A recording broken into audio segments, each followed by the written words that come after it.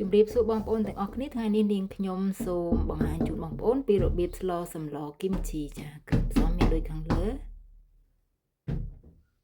ចាអញ្ចឹងជាដំបូងហ្នឹងគឺយើងចាប់ផ្ដើមហាន់បន្លែរបស់យើងចានេះខ្ញុំចាប់ផ្ដើម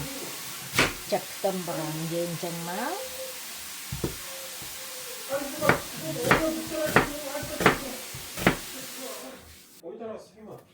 ដើមខ្ទឹមធំហ្នឹងចាហាន់វាចឹងណា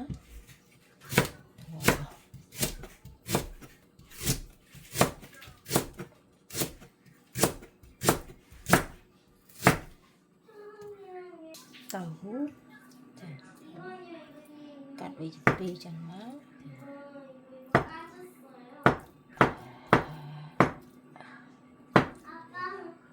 កសំ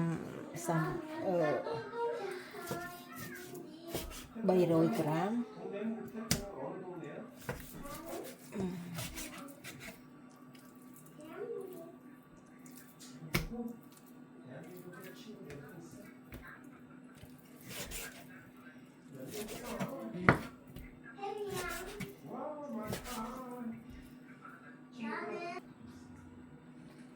ចា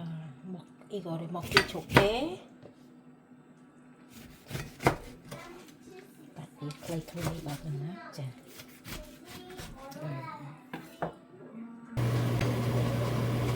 ចាយើងដាក់សាច់យើងចូលចាវាចាអញ្ចឹងពេលដែលសាច់ឡើងដល់នេះហើយយើងដាក់ខ្ទឹមទៅច្រាំចូល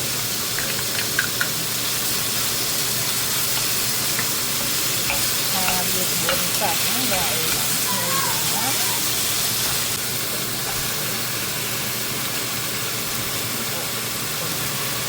ចារួចដាក់គីមជីយើងចូល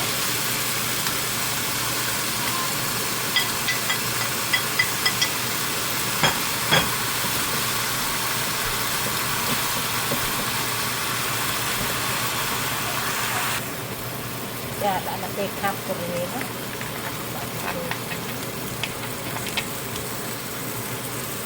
ហើយទឹកសម្លហ្នឹងវាមានពណ៌ស្អាតមក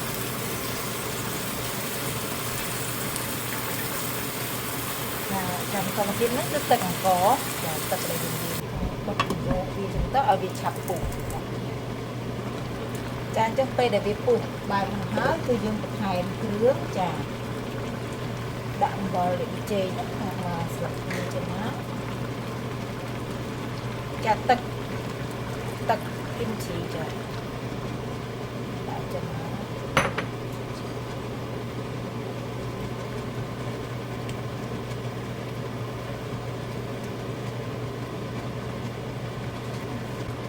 ចាយើងដាក់ម្រេចចូលទៅឲ្យវារសជាតិវាកាន់តែ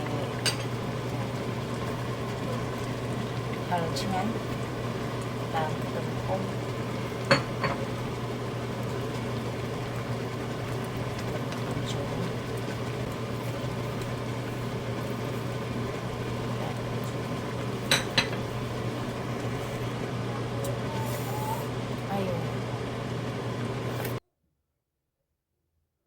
ចាសូមអរគុណចំពោះការតាមដានវីដេអូរបស់នាងខ្ញុំ